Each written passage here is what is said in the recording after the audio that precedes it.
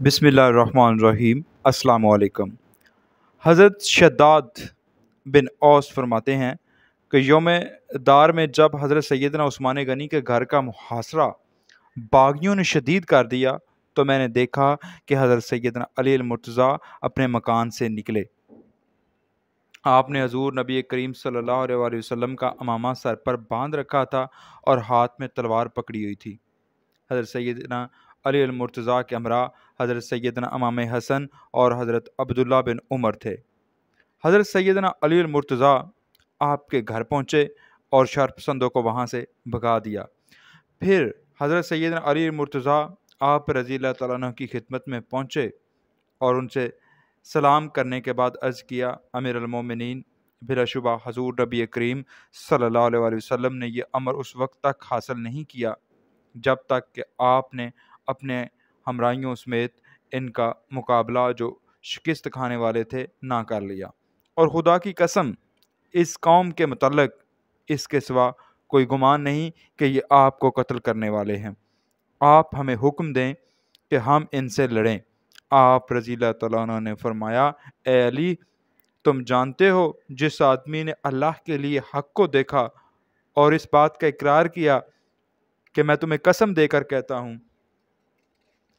کہ میرے بارے میں نہ تو کسی کا خون بہایا جائے اور نہ خود کا خون بہنے دیا جائے۔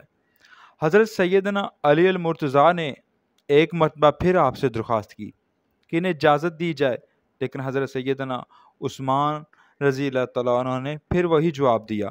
حضرت سیدنا علی المرتضیٰ نے جب آپ رضی اللہ تعالیٰ عنہ کا جواب سنا تو آپ ان کے گھر سے نکلے اور یہ کہتے جاتے، اے اللہ، تو خوب جانتا ہے میں نے اپنی کوشش کی، انتہا کر لی۔ سبحان اللہ۔ پھر حضرت سیدنا علی المرتضیٰ نماز کی ادائیگی کے لیے مسجد نبوی میں داخل ہوئے۔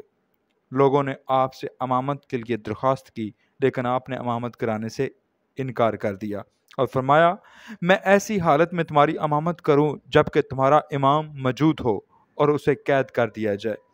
اس کے بعد آپ نے تنہا نماز ادا کی اور گھر چلے گئے۔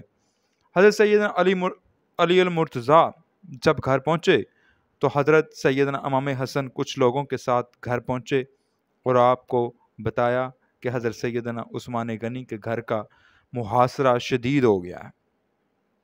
حضرت سیدنا علی المرتضیٰ نے یہ سن کر فرمایا، یہ باغی نے شہید کر دیں گے۔ لوگوں نے پوچھا، اے ابو الحسن، آپ حضرت سیدنا عثمان کو قتل کیے جانے کے بعد کس مقام پر دیکھتے ہیں؟ سیدنا علی نے فرمایا، میں ان کو جنت کے باغات میں دیکھتا ہوں۔ لوگوں نے پوچھا، اے ابو الحسن، ان باغیوں کا کیا انجام ہوگا؟